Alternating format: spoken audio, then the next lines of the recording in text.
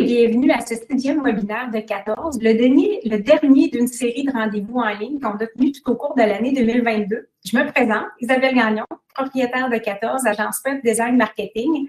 Et à titre de conseillère, j'ai le plaisir de travailler avec une équipe de professionnels, graphistes, programmeurs, rédacteurs web et gestionnaires marketing, qui carburent à augmenter la visibilité, les ventes et la notoriété des entreprises avec qui nous travaillons depuis déjà 21 ans.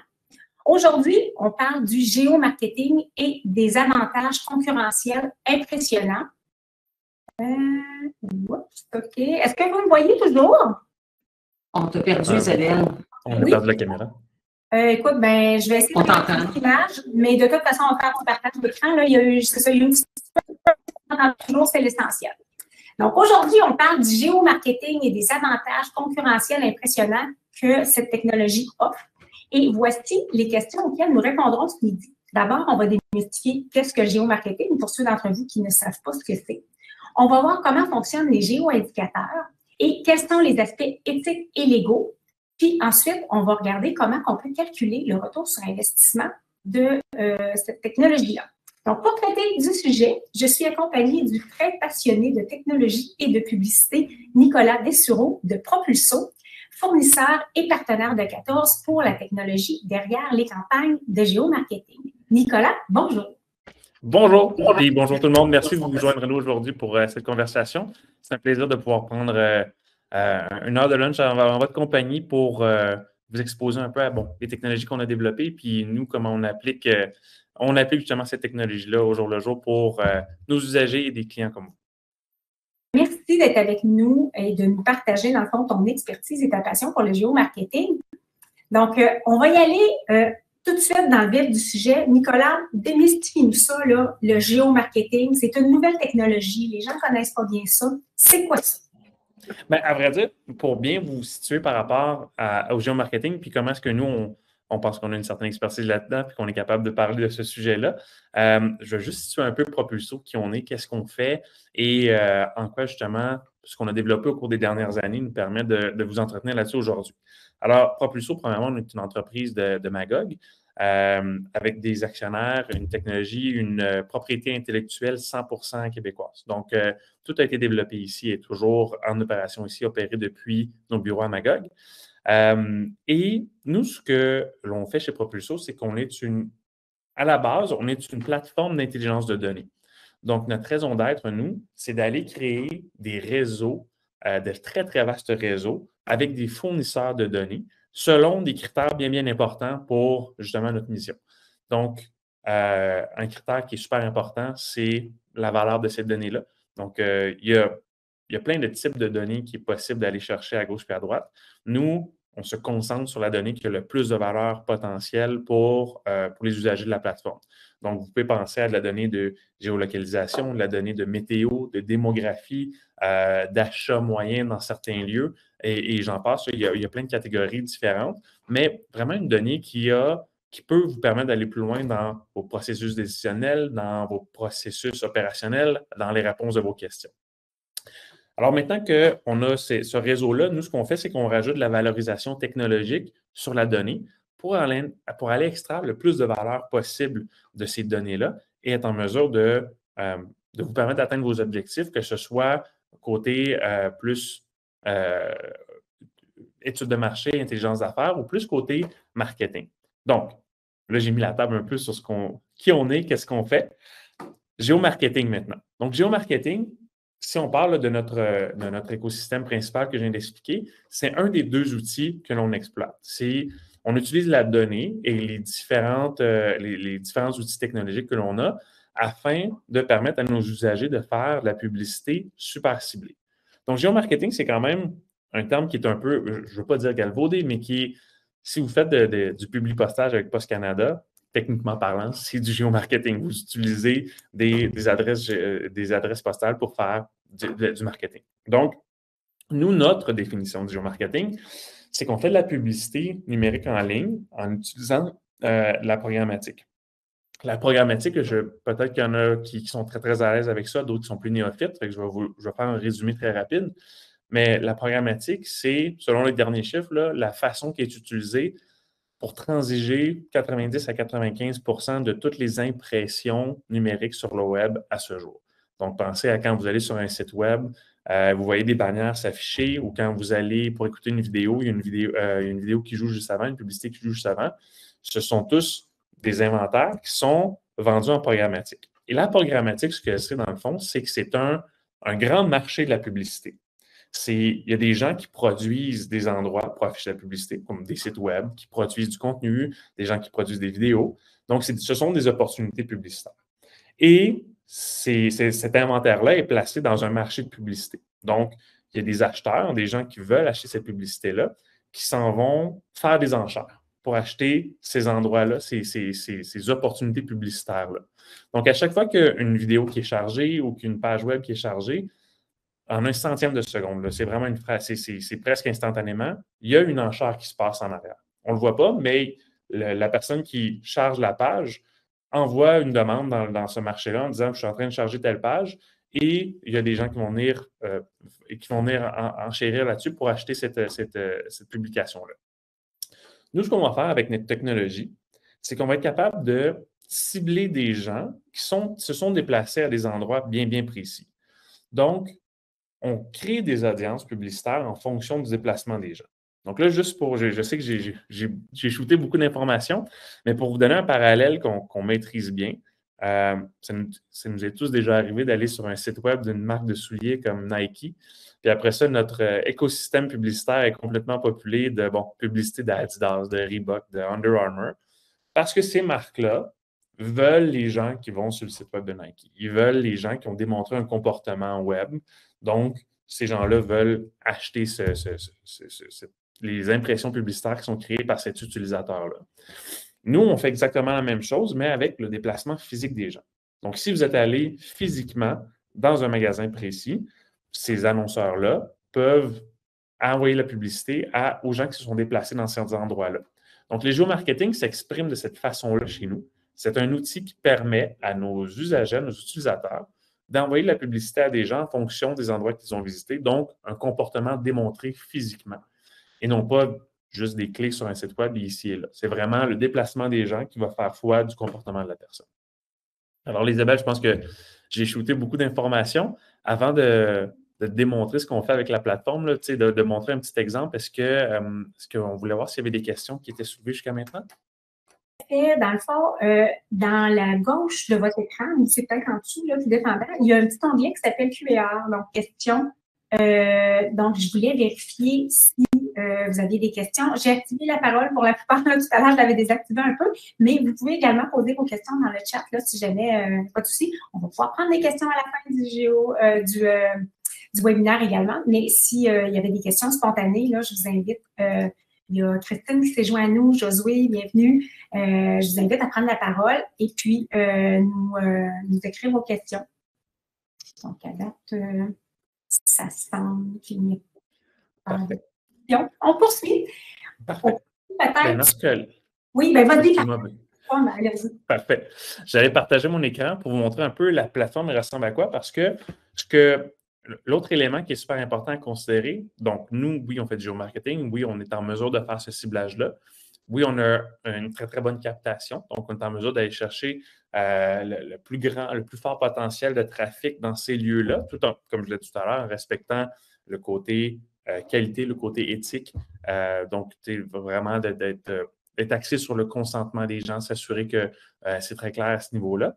Mais à l'instar des grandes plateformes comme Facebook ou Google, on a également une plateforme libre-service. Donc, il est possible pour nos usagers d'utiliser la plateforme eux-mêmes. Donc, vous avez le plein pouvoir. Ce que je vous montre là en ce moment, c'est notre éditeur de campagne. Donc, quand vous vous connectez à la plateforme, vous êtes en mesure vous-même de choisir les paramètres de campagne, donc de la nommer, de venir choisir vos dates de campagne, le budget désiré, les endroits que vous voulez cibler. Une foule d'autres paramètres de campagne qui vous permet vraiment de créer la campagne selon vos paramètres désirés. Il est même possible, grâce à notre technologie, de cibler vos propres lieux, donc pour calculer la conversion de vos campagnes. Donc, si, exemple, ce n'est pas tous les cas qui se prêtent à ça, là, mais dans certains cas, exemple, on veut cibler les gens qui vont chez des compétiteurs et on veut calculer quel est le retour de ces gens-là dans nos magasins à nous. Mais si vous venez mettre vos zones de conversion ici, il est possible de calculer la conversion entre les gens qui sont allés chez des compétiteurs et qui sont venus chez nous par la suite. Donc, c'est un outil qui est assez intuitif, qui est très, très simple d'utilisation. Puis, très important, notre plateforme a un format de coût qui ne va pas changer avec le temps. C'est-à-dire que si on regarde, mettons, les exemples Isabelle en voit tous les jours aussi dans ta réalité, là, mais avec Google Ads ou avec Facebook ou avec les mots-clés qu'on veut acheter des fois sur les engins de recherche, plus que ces mots-là sont en demande, ils sont en recherche, plus ils vont coûter cher. Les enchères vont être élevées pour aller acheter ces mots-là. Nous, parce qu'il y en a quelques-uns, là, je vois parmi les gens qui participent au webinaire qui roulent actuellement des campagnes Google. Donc, pour ceux qui veulent avoir une référence, là, qui savent un peu comment ça fonctionne Google, ben c'est ça. C'est qu'avec Google, c'est une enchère, tout comme le géomarketing, mais à l'instar c'est sur Google, dans le fond, les enchères varient selon parfois le temps de l'année, puis c'est surtout selon l'offre et la demande. Donc, on le nommait, là, il y a des gens qui sont en RH. Parmi nos participants, ben, on sait là, que le coût des RH est très coûteux. Donc, avec un même budget par mois, ben, des fois, on peut avoir plus de leads et des fois, on peut avoir un peu moins de leads parce que le coût par clic varie beaucoup versus avec le géomarketing où on a un taux fixe. Absolument. Puis, c'est un très bon point que tu amènes parce que ça permet justement à les RH, tu le mentionnais tout à l'heure, les RH, nous, 25 à 30 des campagnes démarrées dans la plateforme sont en lien justement avec à la recherche de candidats, des campagnes RH. Mais on regarde sur des endroits un peu plus nichés comme dans la construction ou de l'inspection de bâtiments, dans l'industriel, dans certains endroits un peu plus niches. Il peut y avoir une variation dans les coûts, que ce soit en programmatique en général, sur Facebook Ads, sur Google Ads, sur les SEO. Nous, la plateforme, on a un coût fixe. Donc, vous savez, quand vous partez une campagne avec nous, quel est le coût de votre campagne et quel est le nombre d'impressions maximal qui peut être atteint avec cette campagne-là. La fluctuation, c'est nous qui prenons le risque dessus. Donc, la fluctuation est vraiment, nous, on vous protège de cette fluctuation-là. Tout se passe de notre côté à nous. Donc, ce qui est intéressant de ça, c'est que ça vient créer un genre de pare-feu pour les plus petites entreprises ou sans dire les plus petites, là, des joueurs qui ne sont pas des géants de ce monde, parce que quand on veut aller coltailler avec des géants de ce monde, avec des très, très grandes entreprises internationales, eux autres vont acheter tous les mots-clés, eux autres vont acheter tous les endroits où c'est eux qui vont créer les hautes enchères et qui vont rendre ça impossible d'accès pour des joueurs à plus petite échelle. Nous, la démocratie de la plateforme fait en sorte que le coût étant fixe, vous pouvez coltailler avec l'ensemble des joueurs. La taille des budgets va varier, en effet, mais le coût d'utilisation de la plateforme va rester le même. Donc, il n'y a pas d'impact à ce niveau-là pour les utilisateurs. Là, l'aspect concurrentiel, parce qu'on le mentionne, c'est une technologie qui est émergente. Tout ça, les Google Ads de ce monde sont là depuis longtemps. Ce sont de grosses plateformes qui sont super performantes, mais en même temps, parfois, dans cette d'activité, comme tu le mentionnais, ça devient un peu inaccessible pour les petits joueurs. Mais là, au niveau du géomarketing, on s'entend que c'est beaucoup plus accessible pour l'ensemble des gens. On a une question dans le chat. Il y a un participant qui nous demande, est-ce que le géomarketing est plus efficace en B2B ou en B2C? Donc, c'est une excellente question. Effectivement, c'est une bonne question, à vrai dire. L'efficacité demeure la même parce qu'elle permet de... C'est bon, ça me permet de faire une transition vers l'autre point que je voulais, c'est-à-dire le type de stratégie qui peut être utilisée. B2C, c'est sûr que c'est très, très efficace. Dans le monde du retail, l'utilise énormément justement parce que ça permet d'aller toucher des audiences qui sont beaucoup plus précises.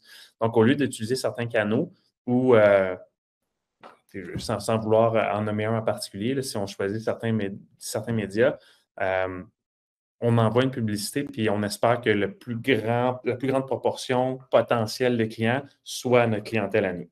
Nous, ce qu'on fait avec le géomarketing, c'est qu'on va créer une audience en amont qui nous a déjà démontré un comportement, qu'on le sait qu'ils sont allés à ces endroits-là, qu'on sait qu'ils sont des acheteurs potentiels de ce produit-là.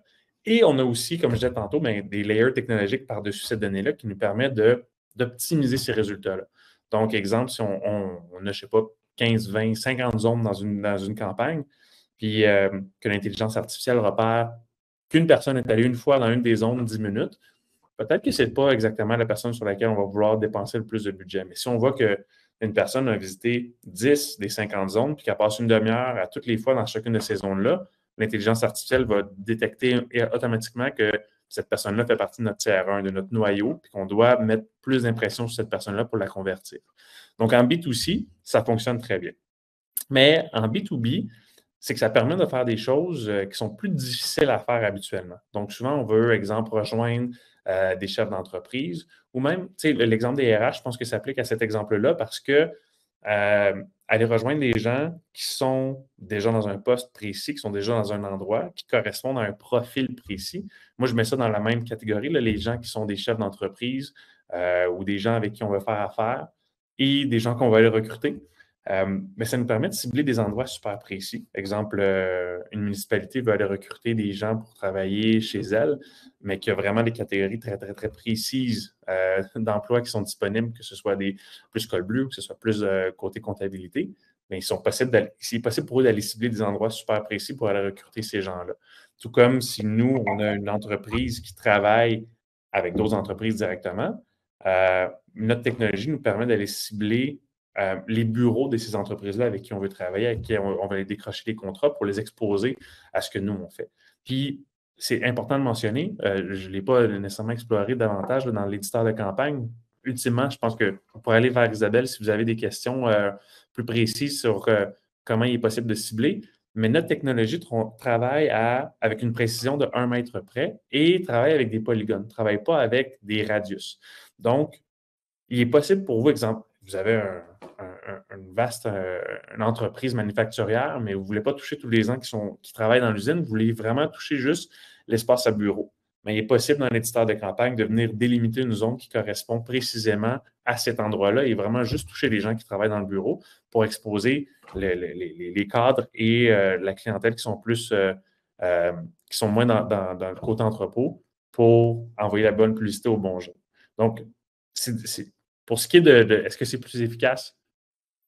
Le monde du retail, le monde B2C est définitivement plus présent dans la plateforme, mais le B2B fait quand même partie, un bon chunk, un bon 30 à 35 de notre clientèle qui est dans le B2B, justement parce que la plateforme leur permet d'accéder à des choses qui ne sont pas nécessairement accessibles ailleurs.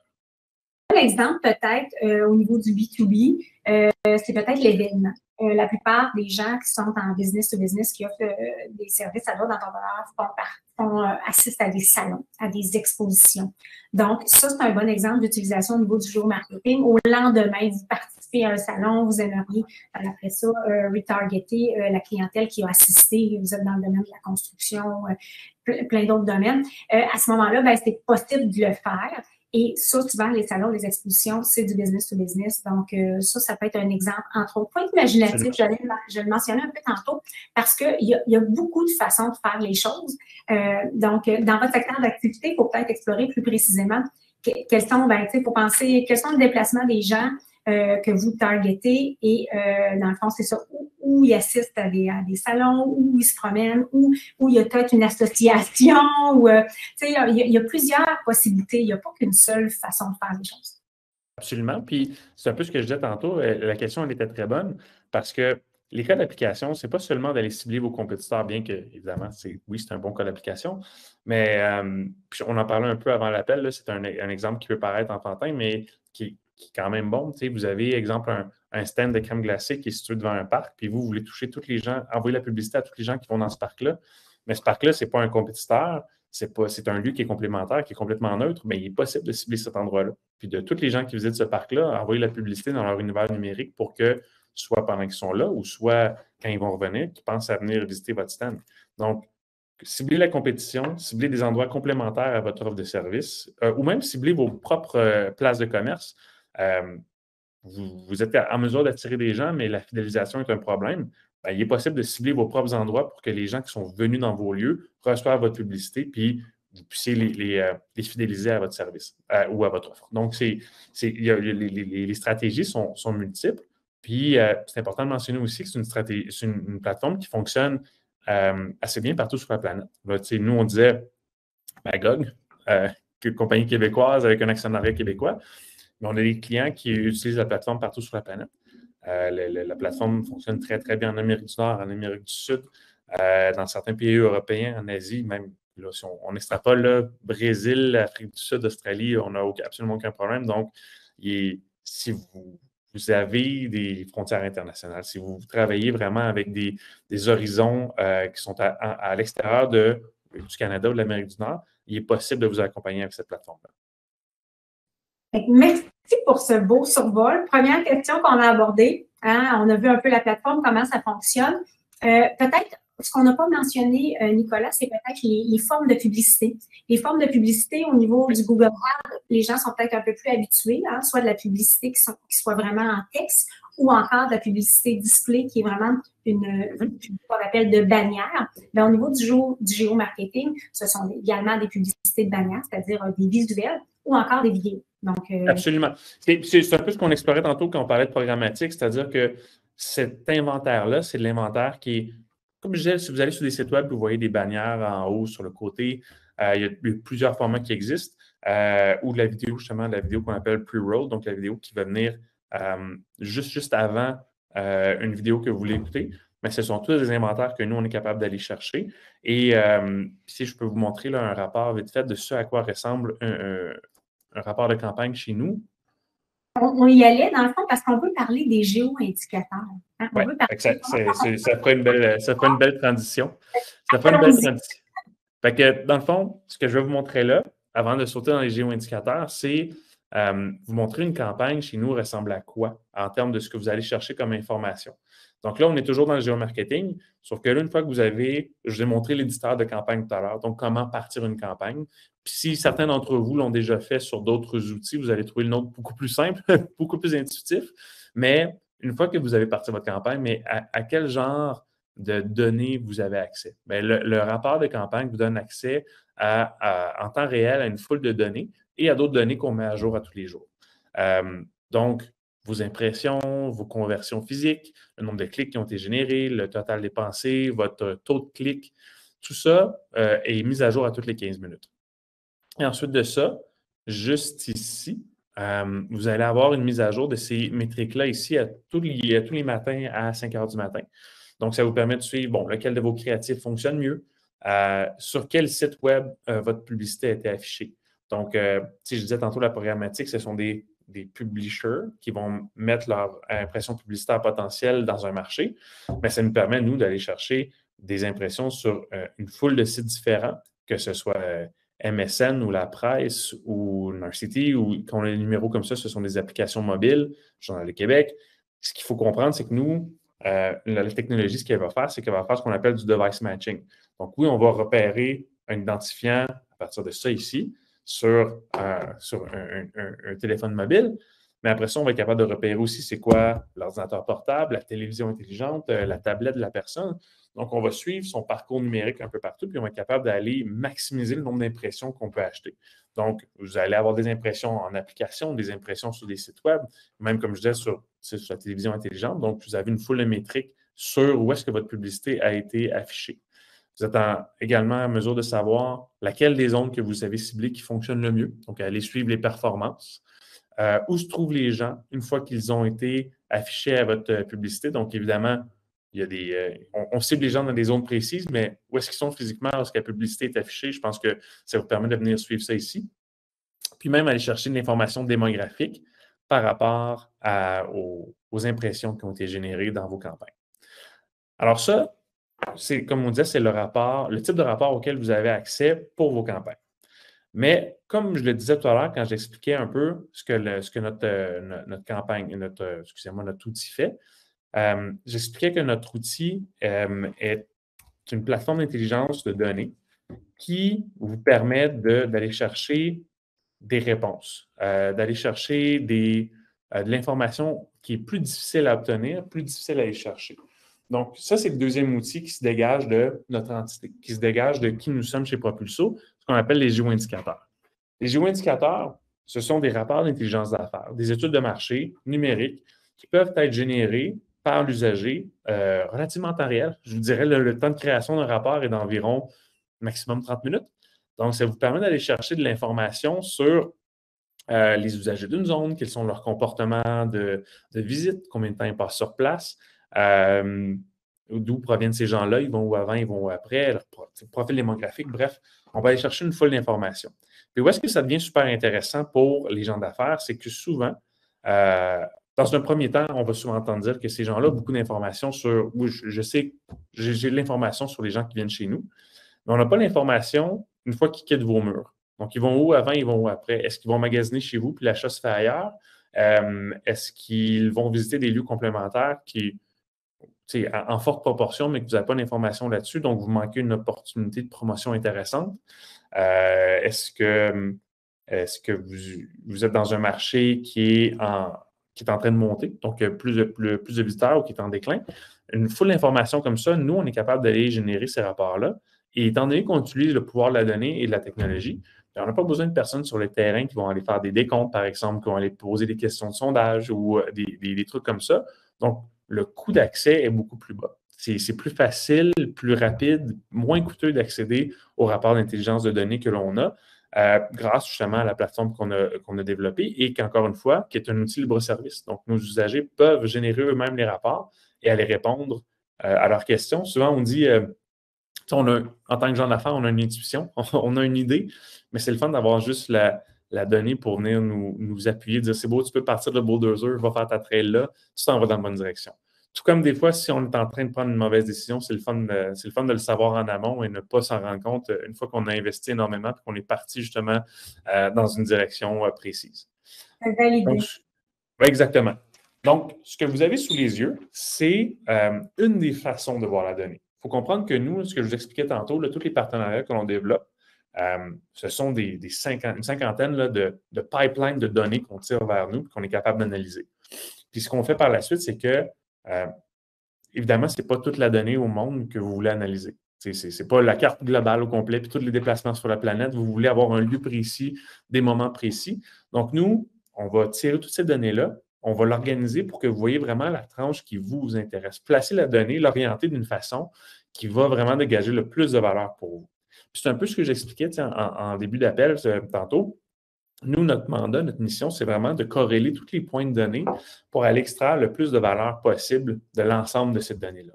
Donc, peut-être que pour vous, savoir il y a combien de personnes dans une zone puis d'où est-ce qu'ils proviennent, ça a une forte valeur, 2x de valeur. Savoir c'est quoi le profil démographique des gens qui sont allés dans une certaine zone au cours d'une période, ça a une grosse valeur aussi, ça a un 5x de valeur. Mais si on est capable de les mettre un par-dessus l'autre, les aligner, ça, là, c'est inestimable. C'est 100 000 X de valeur pour vous. Bien, c'est ce qu'on fait, nous autres, c'est pas plus ça. Ce qu'on fait, c'est qu'on oriente la donnée, on va corréler les différents points de données ensemble pour extraire la pleine valeur potentielle de cette donnée-là. Là, ce que vous avez sous les yeux, c'est un des gabarits de rapport qu'on a créé, ce qu'on appelle le rapport des visites. Puis pour les fins de l'exemple aujourd'hui, j'ai choisi un lieu neutre. Là, je ne crois pas, Isabelle, qu'on a IKEA sur l'appel aujourd'hui. Mais j'ai choisi un lieu neutre. Dans le fond, j'ai choisi le magasin IKEA de Boucherville pour la démo.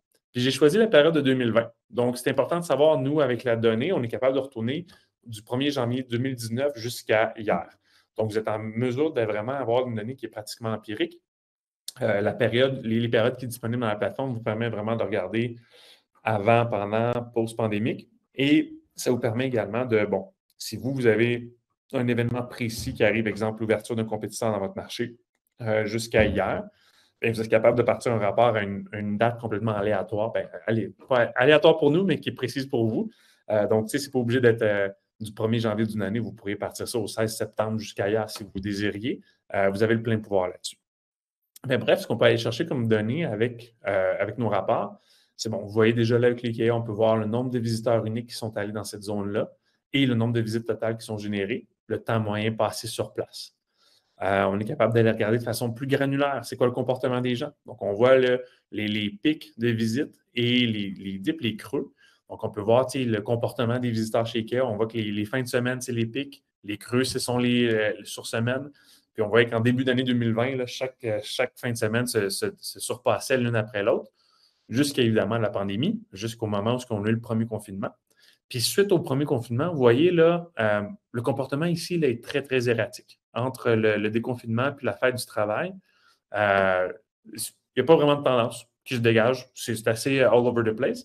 Par contre, après la fête du travail, automatiquement, on voit que le comportement revient. On voit que c'est les fins de semaine qui remontent, la semaine qui a des creux. Et bon, évidemment, ce n'est pas aussi haut. Là. Il y avait d'autres restrictions qui étaient en place, mais il y en demeure pas moins que le comportement a été revenu.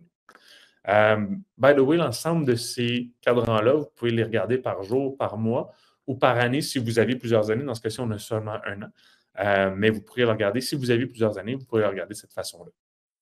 Donc, après ça, on est en mesure d'aller chercher d'autres informations, comme le nombre de visiteurs uniques, par exemple, aller chercher la durée des visites, la durée moyenne des visites.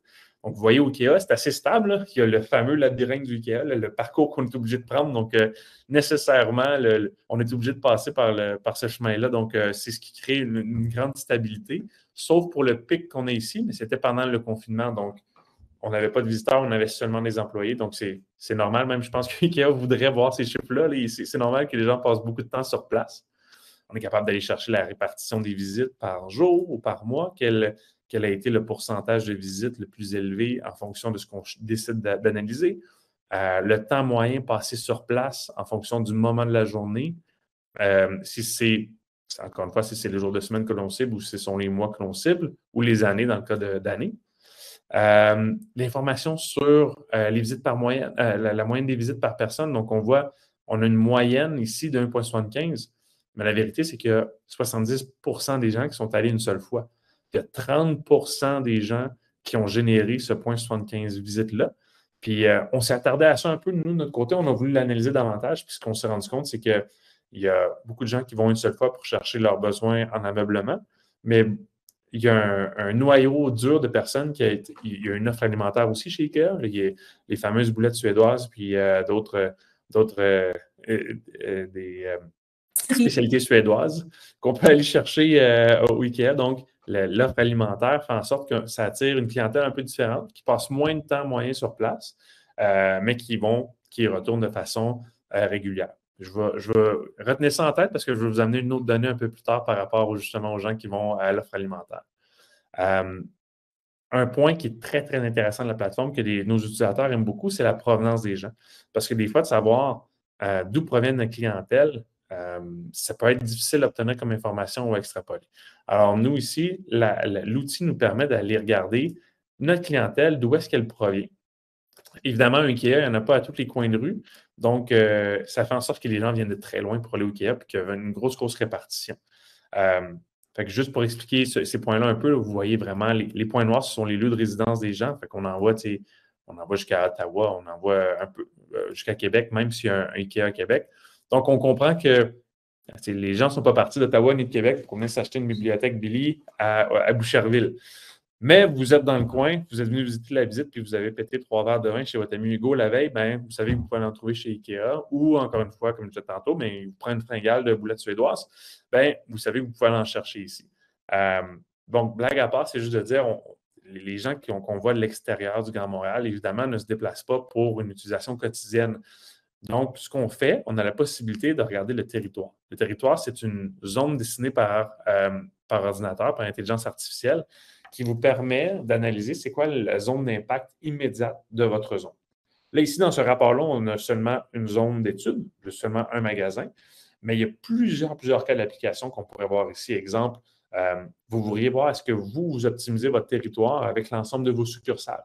Donc, est-ce que vous êtes assez bien répartis ou est-ce qu'au contraire, il y a de la cannibalisation dans certains lieux? Est-ce que vous volez à vous-même des parts de marché? Où est-ce que je devrais ouvrir mon prochain magasin? Est-ce qu'il y a un endroit où là, je vois qu'il y a un trou de clientèle puis que si j'ouvrais une succursale là, j'aurais un plus gros gain que la cannibalisation potentielle. Donc, une foule d'études qui peuvent être faites à partir de la provenance des gens. Aussi simple que de regarder l'ensemble d'un marché avant que vous y établissiez.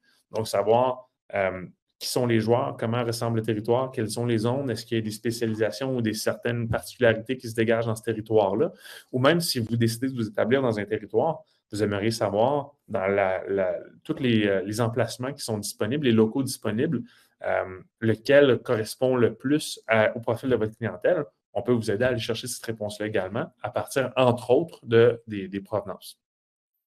On est également capable de regarder les déplacements des gens. Parce qu'il faut savoir que nous, les appareils qu'on va analyser, qu'on va regarder pour donner l'ensemble des données, bien, ils émettent des signaux de façon régulière. Donc, Pensez un peu au petit pousset là, qui laisse des petites roches blanches derrière lui dans ses aventures. Les téléphones émettent des signaux réguliers. Et ça nous permet de regarder les gens, ils vont où avant, ils vont où après, comment ils se déplacent. Donc, dans ce cas-ci, il est possible de regarder les gens qui sont allés au IKEA et d'aller chercher de l'information supplémentaire par rapport aux gens. Dans ce cas-ci, j'ai enlevé un calque pour que ça soit plus facile, mais d'aller chercher l'information par rapport à où est-ce que les gens vont 30 minutes après avoir visité le IKEA qui se trouve juste ici. Donc, vous voyez qu'il y a un Smart Center là, à Boucherville, là. Il y a d'autres magasins ici. Puis la captivité des gens, elle est gigantesque. Donc, si moi, j'opérais un magasin dans ce coin-là, je regarderais ce que l'IKEA a fait, puis je copierais mes calendriers de promotion sur le sien, parce que de toute évidence, quand IKEA fait quelque chose, je vais gagner automatiquement. Donc, comment est-ce que je fais pour tirer mon épingle du jeu? Bon, on voit que dans le Grand Montréal, inévitablement, les gens sont sur des axes routiers, ça, on ne s'en tire pas. Mais on voit aussi que les gens sont énormément dans les quartiers résidentiels, ce qui nous montre à penser que c'est le dernier achat de la journée que ces gens-là font, puis après ça, ils retournent à la maison. Mais ça, ce n'est qu'une façon de voir la donnée. Il serait possible, par exemple, de regarder, là, c'est visuel, nous, on pourrait le sortir de façon numérique, de regarder dans une feuille de calcul quel est le pourcentage de provenance des gens qui viennent de certains codes postaux. Puis ça vous permet de savoir est-ce qu'il y a une concentration plus forte à certains endroits, plus basse à certains, plus haute que la moyenne de la population. Bref, ça vous permet d'aller plus loin dans les études que vous faites déjà. Puis comme je le disais tantôt, bien, beaucoup plus rapidement que les autres modèles qui sont disponibles. Et finalement, la démographie. Donc, ça vous permet d'aller en obtenir un peu plus d'informations sur le profil des gens. Outre le comportement, on veut savoir un peu plus démographiquement parlant. Puis où est-ce que je vous disais, rappelez-vous le food court. On voit ici dans le profil démographique, celui qui est le plus populeux, c'est les 65 et plus.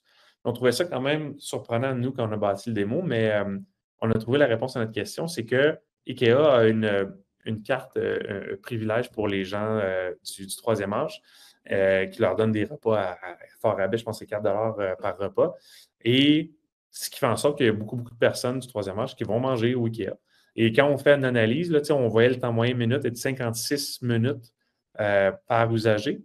Si on isole les 65 ans et plus, ça passe à 27 minutes. Donc, ça nous démontre que ces gens-là ne vont pas faire le fameux labyrinthe sur 2 étages. Ils s'en vont au food court, puis ils repartent par la suite. Donc, ça, c'est une des plusieurs questions auxquelles il est possible d'être répondu grâce à la plateforme. Mais encore une fois, j'ai l'impression peut-être de vous avoir balancé vraiment beaucoup de trucs. Fait que je voulais voir si, avant qu'on continue sur d'autres aspects, si vous aviez d'autres questions par rapport à ça. C'est fort pertinent. Écoute, je vous invite à aller noter dans le chat ou encore, pour la plupart, c'est sûr, vous avez accès à le dire verbalement. On vous entend. C'est de la donnée puissante. Et là, si c'était pas clair, c'est ça. Le géomarketing, c'est vraiment l'outil pour propulser les publicités, pour créer les campagnes. Et le géo-indicateur, ça nous permet, c'est ça, d'accumuler de la donnée, dans le fond, utiliser la donnée à son plein potentiel. Sans que ce soit des questions, j'aime beaucoup les gens qui me disent que c'est clair. Fait que c'est parfait, ça m'indique que j'ai bien fait mon travail. Je vois une question qui me dit, est-ce que ça se connecte à des CRM? Potentiellement, oui, ce serait faisable. Faut savoir que nous, on n'est pas, la plateforme il faut qu'on traite la donnée. On ne peut pas donner la donnée qui est brute. On doit traiter la donnée avant de l'inclure à quelque endroit que ce soit. Donc, potentiellement, oui, ce serait faisable. Ce serait également faisable d'importer, si vous avez de la donnée, puis vous voudriez créer un gabarit sur mesure à l'intérieur de votre compte Propulso, donc vraiment un gabarit que personne d'autre ne peut utiliser, il serait possible d'importer certains points de données. Il y a des méthodologies qui existent pour que nous, on ne voit jamais la donnée. La donnée, on est aveugle par rapport à la source de données. Elle se connecte à un gabarit dans votre plateforme. Ça vous permet juste d'aller optimiser, si on veut, ou upgrader un peu un gabarit. Fait que ça serait possible d'être fait, Josué. Pour le respect de la vie privée, c'est notre prochaine question. On va y répondre tout à l'heure. Fait qu'on va peut-être juste faire une petite pause pour cette question-là. On a une autre question qui nous dit, est-ce que vous différenciez le géomarketing du géotargeting? Question de vocabulaire. Oui, mais c'est des questions justement qui s'entrecroisent souvent. Dans le fond, les gens vont avoir différentes appellations de ça. Donc, il est possible de repérer des gens à un certain endroit. Maintenant, il est aussi possible de créer des filtres de campagne qui permettent de s'assurer que la personne se trouve dans cet endroit-là lorsqu'elle reçoit la publicité. Si je ne me trompe pas, Isabelle, peut-être que tu rebondis par rapport au reporting qu'on a vu tout à l'heure quand on regardait le rapport de campagne, savoir où est-ce que la personne se trouve physiquement lorsqu'elle reçoit la publicité. Il est possible, dans le fond, geofencing, geomarketing, geotargeting, sont tous des termes qui vont des fois être amalgamés, des fois se différencier. Ça dépend vraiment c'est quoi le but recherché. Mais oui, on est possible de le faire. La réponse courte, c'est oui, il n'y a pas de problème. Il y a des layers, il y a différentes méthodologies qu'on rajoute dans la campagne pour s'assurer qu'on cible quelqu'un pendant qu'elle est à un endroit précis. Et si elle n'est plus, si elle n'est plus dans cette zone-là, on arrête de lui envoyer la publicité ou on met ce qu'on appelle un latency, une latence. Donc, dès que ça fait plus longtemps que 12 heures, exemple, qu'on l'a capté à tel endroit, on arrête de lui envoyer la pub. Il y a différentes façons de le faire. Donc, la question de vie privée, donc ça serait important de l'aborder. Ça faisait partie des sujets qu'on abordait aujourd'hui. Et là, le temps c'est une question qui avait été posée, puis je suis content parce que à date, les gens nous posent des questions qui nous amènent dans nos transitions. C'est super le fun. Mais vas-y, on va y répondre à cette question-là. L'aspect éthique, si jamais ça vous chicote, là, on en parle. Absolument. Puis, je trouve que c'est très, très important à aborder parce que le Far West a pris fin un peu dans le monde de la donnée. Puis, on est content que ce soit le cas parce que il y a des joueurs qui ont été délinquants dans l'industrie par le passé. Par manque de réglementation principalement, là, il y avait des flous juridiques. Puis, il y a certaines entreprises, sans les nommer, qui ont profité de ces flous-là, puis qui ont rentré dans les cracks un peu, puis qui ont fait des choses que l'on considère délinquantes. La bonne nouvelle, c'est que ce Klondike-là, le Far West, a pris fin parce qu'il y a l'ensemble l'ensemble des gouvernements ont des législations en place. Pour vous donner une idée, au Canada, la loi C-27, au Québec, les lois 64 et 25 qui sont interreliées ont tous des cadres législatifs pour ce qui est de l'utilisation de la donnée et respect de la vie privée. En Europe, c'est le GDPR qui gouverne l'ensemble et même le GDPR européen. Il y a d'autres législations comme la Californie, par exemple, qui s'inspire de la loi GDPR ou qui applique carrément les règles GDPR sur son territoire. Fait que l'ensemble des territoires que nous, on opère sont tous régis par la loi et la législation. Puis nous, on trouve que c'est une super bonne nouvelle. On trouve que c'est super important de le faire comme ça. Puis nous, c'est au cœur de ce qu'on fait de notre mission d'entreprise. Nous, on veut aller chercher la donnée de qualité éthiquement ressourcée. Le consentement des utilisateurs est au cœur de ce qu'on fait. On n'utilisera jamais ne serait-ce qu'un point de lecture de données où est-ce qu'on n'a pas un certificat de conformité. Pour vous donner une idée, là, dans le jargon, un point de lecture de données, là, c'est, exemple, on est capable avec une technologie de rejoindre 2 milliards d'appareils mobiles partout sur la planète. Comme je disais tantôt, avec les déplacements, avec l'ensemble des données qu'on peut croiser avec ça, bien, ça fait des trillions de points de lecture de données à tous les mois qu'on a accès. Mais il suffit qu'il y ait un point de lecture de données là-dedans qu'on n'a pas de certificat de conformité, on n'est pas capable d'utiliser. Il y a déjà des filtres qui sont créés dans notre plateforme pour enlever ces points de lecture de données-là. Donc, nous, c'est super important. Côté consentement, il y a tout ce qui est, bon, évidemment, les appareils mobiles, il y a plusieurs niveaux de consentement qui sont en place, donc on doit respecter tout ça. Puis, comme je disais tout à l'heure, c'est parfait, c'est ce qu'on veut. On va avoir la donnée de qualité, donc le consentement fait partie de la qualité. Puis, on va respecter l'ensemble de ces éléments-là, mais outre les aspects légaux, il y a aussi un aspect éthique et moral, parce que notre plateforme, évidemment, ben, pas notre plateforme, mais notre industrie peut être ciblée des fois par certains lobbies ou certains, comment je dirais, sans dire délinquants, certains lobbies d'intérêt qui pourraient vouloir utiliser la plateforme à des fins légales, mais moralement douteuses. Puis nous, ben, on a un comité éthique chez nous qui s'occupe de justement filtrer l'ensemble de ces éléments-là. Fait que juste pour donner un exemple, c'est vraiment pas pour les pointer, mais il serait légalement parlant légal d'acheter un panneau publicitaire chez n'importe quelle compagnie qui fait l'affichage publicitaire avant d'arriver le plus proche du casino de Montréal pour afficher des prêts à rabais ou des trucs comme ça. Légalement parlant, c'est légal. C'est moralement mince, mais c'est légal. Nous, on ne permettra jamais ce type de campagne. On ne permettra jamais à quelqu'un de cibler le Casino de Montréal pour afficher des pubs comme ça. Tout comme on ne permettrait pas salon funéraire d'afficher sur un centre de soins palliatifs ou des trucs comme ça. Il y a eu des dérapés aux États-Unis. On a été chanceux, nous, on y a un petit peu échappé, mais il y a eu des dérapés importants aux États-Unis. Puis nous, on a créé un comité d'éthique justement pour protéger notre plateforme, nos utilisateurs, puis surtout les gens du public de ne pas être exposés à ce type de cas-là. Donc, pour tout ce qui est légal, un petit peu un résumé vite fait, il y a des lois en vigueur, puis on veut, nous, ça fait longtemps qu'on milite pour ça. Puis même pour vous donner une idée, là, il y a des lois qui sont passées au Québec dernièrement, 64 et 25, comme je disais tantôt. Puis l'application de ces lois-là depuis le mois de septembre de cette année n'a aucunement affecté la plateforme parce qu'on était déjà, nous, on avait déjà mis nos barèmes plus loin que ce que la loi envisageait. Donc, nous, on se sent très bien par rapport à ça. Puis, ultimement, ce qu'on veut, c'est que on veut que l'industrie ait une bonne presse en regardant l'angle de propulsion. On veut que les gens nous regardent, nous, puis que ça chaîne une lumière positive sur l'ensemble de l'industrie. Fait que ça vient protéger vous autant que protéger l'ensemble des utilisateurs de la plateforme. Et peut-être un point qui est à mentionner également, c'est que les données sont anonymes. Si moi, j'ai autorisé à partager ma géolocalisation, c'est des données anonymes. Donc, on ne sait pas que c'est Isabelle Gagnon qui a tel âge, on sait que j'ai été là à tel moment, mais en même temps, c'est pas une grande atteinte à la vie privée, on s'entend. Bien, c'est un très bon point que tu amènes par rapport à l'anonymité. Puis ensuite de ça, bien, les lois dont on parlait tout à l'heure protègent justement le croisement de données qui permettrait de personnifier la donnée. La donnée telle qu'elle est en ce moment, elle est complètement dépersonnifiée. Donc, oui, un point de lecture de données d'une géolocalisation là, puis on regarde est-ce qu'on est capable de matcher, mettons, des données démographiques dessus, mais en même temps, la démographie va être, mettons, de 18 à 24 ans ou de 25 à 34 ans. Ça ne va pas nous permettre de dire femme de 22 ans à ce moment-là, à cet endroit-là, puis d'aller croiser d'autres données quand, ultimement, ben, on va juste savoir c'est qui. Il y a des paramètres légaux qui font en sorte qu'il y a des limitations jusqu'où on peut aller. Puis il y a surtout aussi des types de données qu'on n'a pas le droit de croiser ensemble.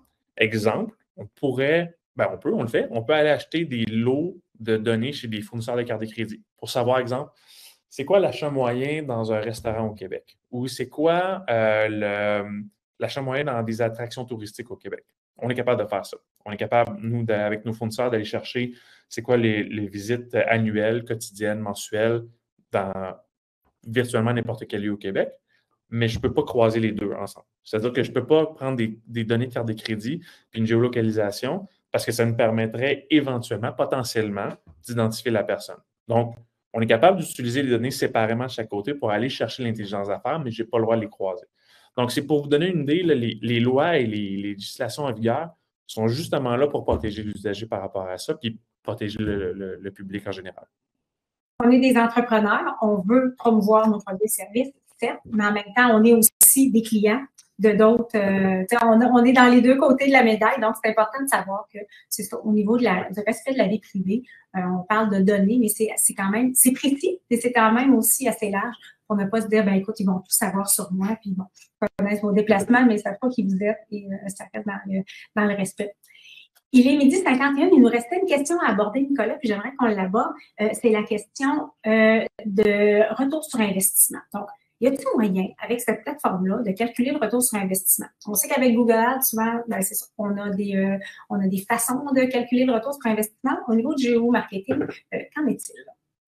Oui, puis je veux juste, avant de répondre à ça, je veux juste mentionner, on a reçu une super bonne question d'une personne qui est anonyme. On va y répondre tout de suite par la suite parce que c'est une très, très bonne question pour savoir comment est-ce qu'on peut utiliser Propulso pour trouver des nouveaux clients. J'y reviens. Fait que c'est une très bonne question. Mais pour le retour sur investissement, premièrement, la plateforme nous permet de savoir, bon, dans nos campagnes publicitaires, on va aller chercher une foule de données par rapport à ça. Évidemment, il y a certaines données qu'on n'a pas le droit d'aller chercher, qui vous appartiennent, qui ne sont pas publiques. Mais on est capable, comme je le disais tantôt, grâce à, si on optimise le paramétrage, on est capable de savoir combien de personnes qu'on est allé chercher à tel endroit et qu'on a transféré chez vous. Et en faisant un ratio avec combien vous avez investi, de savoir combien cette conversion-là vous a coûté. Donc, après ça, si vous prenez combien cette conversion-là vous a coûté versus quel est votre achat moyen chez vous, puis comme je le disais tantôt, potentiellement, vous avez déjà cette réponse-là, mais on pourrait vous aider à aller chercher la réponse. Mais on sera en mesure de vous dire, bon, mais voici l'achat moyen chez vous, voici combien vous a coûté l'acquisition de ce client-là via notre campagne publicitaire. Donc, voici votre retour sur investissement potentiel de ce client-là chez nous. Comme je le disais également, nous, on ne peut pas aller voir dans votre Google Analytics ou dans l'utilisation du site web de nos utilisateurs, mais des gens qu'on a captés dans vos campagnes publicitaires. Mais il est possible de mettre des UTM, donc de tracker le trafic généré par votre campagne Propulso à l'intérieur de votre site web. Donc, il est possible pour vous de voir combien de pages ont été vues, c'est quoi la durée des sessions, et est-ce que cette personne-là, si vous avez un site transactionnel, si vous faites du e-commerce, est-ce que cette personne-là s'est rendue jusqu'à votre page d'achat? Vous êtes en mesure de comparer ça. Donc, c'est super intéressant à ce niveau-là parce que vous êtes en mesure d'aller chercher l'information par rapport à ça. Et je vais juste profiter de ce qui m'est donné comme opportunité parce qu'on a aussi, là, ça c'est du côté géomarketing, mais du côté géo-indicateur, on a aussi un gabarit qui nous permet d'aller calculer l'impact économique. Donc, si vous voulez voir c'est quoi votre retour sur investissement par rapport à vos campagnes de géomarketing, il est faisable de le faire. Si vous voulez savoir c'est quoi vos retombées économiques que si vous avez un lieu touristique ou si vous avez une grande place de commerce, exemple un centre d'achat, un quartier commercial comme le 10-30 par exemple, et vous voudriez savoir cette industrie-là, quelles sont ses retombées économiques, on est en mesure de les calculer. On est en mesure assez simplement et rapidement d'aller chercher cette information-là. Donc, ça peut être une belle façon d'utiliser la plateforme pour calculer ça, potentiellement maximiser des subventions ou différents leviers qui sont disponibles. Puis, il y a aussi le fait que nous, je ne veux pas trop faire un pitch de ce qu'on fait, là, mais il y a différents modèles dans notre plateforme. On peut l'acheter à la carte, les rapports, mais on peut acheter aussi des licences. Donc, les licences permettent de faire des utilisations illimitées de la plateforme puis de générer autant de rapports qu'on veut. Donc, à ce moment-là, c'est un coût fixe. Puis après ça, plus que vous produisez de rapports, plus que vous avez d'intelligence d'affaires par rapport à votre marché, vos lieux d'affaires, votre compétition. Vous pouvez optimiser des processus décisionnels, des processus organisationnels. Comme on l'a vu tantôt, vous savez c'est quoi votre fluctuation entre les journées. Vous pouvez savoir comment répartir votre staff, comment optimiser la répartition de votre staff. Donc, il y a plusieurs processus comme ça qui peuvent être optimisés grâce à l'utilisation de la plateforme. Puis, comme moi, j'aime bien le dire, je pense que ça coûte plus cher de ne pas faire affaire avec que de faire affaire avec parce qu'on a un frais mensuel qui est fixe. On est capable d'optimiser une foule de processus grâce à ça. Donc, le retour sur investissement de la plateforme se fait quand même assez naturellement par la suite.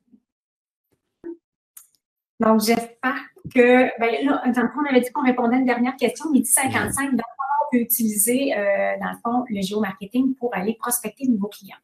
Oui, puis là, je trouve ça dommage que ce soit anonyme parce que je trouve que c'est une super bonne question. Fait que j'aurais mis la personne sur le spot. Mais il y a deux façons. Puis ce sont des très bons points parce que, premièrement, la plateforme permet de savoir, comme je disais tout à l'heure, les gens quel est l'impact de ma zone sur d'autres lieux. Fait qu'exemple, vous avez un club de golf ou un restaurant ou un magasin, une boutique. Vous aimeriez savoir quel est votre taux appelons ça la convergence. Donc, c'est quoi le croisement entre votre lieu et une liste d'autres lieux? Bien, nous, on est capable de le calculer grâce au déplacement des gens. Tantôt, on voyait dans le rapport d'IKEA une fenêtre de 30 minutes. On peut l'ouvrir à une semaine, à 12 heures. Ça dépend de ce que vous voulez savoir. Donc, moi, je suis capable de calculer si d'autres restaurants ou d'autres lieux potentiels complètement aléatoires, c'est quoi le taux de conversion dans ces lieux-là? Ça vous permet de savoir quelle industrie, en général, va être plus élevée en termes de pourcentage. Puis même après ça, on peut croiser par rapport à la moyenne de la population, puis voir quelle est la concentration. Est-ce que vous avez un indice plus élevé de convergence avec ces lieux-là ou plus bas que la moyenne de la population? Donc, est-ce que l'indice est plus haut ou plus bas que 100? Et ça vous permet de savoir, j'ai comme créé des lookalikes de mes clients, si on veut. On voit ça dans les campagnes Facebook, là, on est capable de créer des copies de gens qu'on a captés. Bien, on pourrait faire ça dans le monde physique, d'aller venir dire, j'ai comme capté, je viens de repérer un comportement. Les gens qui viennent chez nous, ils sont 25 plus enclins à aller au cinéma, sont 40 plus enclins à aller dans d'autres restaurants, 60 plus enclins à aller dans des clubs de golf. Vous venez de trouver des catégories où est-ce que votre clientèle va plus. Fait que ça, c'est un premier cas d'utilisation, ce qu'on pourrait le faire. C'est peut-être B2B. On a parlé tout à l'heure des événements qui sont un bon exemple, mais il faut regarder selon votre clientèle. Vous connaissez peut-être un peu les habitudes de déplacement de votre clientèle, s'il y a des gros hits dans votre secteur d'activité. Parce que là, la plupart de nos participants sont en B2B. Oui, mais ça revient un peu au même en ce sens où, tu sais, si les gens, si l'idée, c'est de voir les chefs d'entreprise avec qui on veut parler, est-ce qu'ils démontrent des comportements précis? Est-ce qu'ils ont des habitudes de consommation qui se démarquent par rapport à la moyenne de la population? Exact. C'est le genre de choses qu'on pourrait aller chercher. On pourrait aller chercher l'intelligence d'affaires par rapport à ce comportement-là ou savoir est-ce qu'il ne serait pas possible d'aller gratter un peu et d'aller chercher plus de potentiel par rapport à ça. Fait que oui, il serait possible d'utiliser la plateforme pour aller justement comprendre davantage le comportement des gens. Et même dans certains cas, on a différents outils. Dépendamment des territoires, il y en a qui fonctionnent mieux que d'autres, mais on a des outils qui nous permettent de instantanément, grâce à une zone précise, d'aller regarder c'est quoi les affinités avec différents lieux. Donc, on serait capable de, si exemple, vous êtes en B2B, là, puis vous voudriez savoir, moi, les gens, voici les zones que je mets dans mon rapport. Par exemple, j'ai 150 lieux qui m'intéressent parce que je veux percer le marché américain. Et j'aimerais savoir c'est quoi les affinités des lieux que j'ai ciblés. Donc, tu sais, on imagine que ce sont des polygones qui ciblent vraiment les bureaux chefs de ces entreprises-là. Puis, quelles sont les affinités de ces gens-là?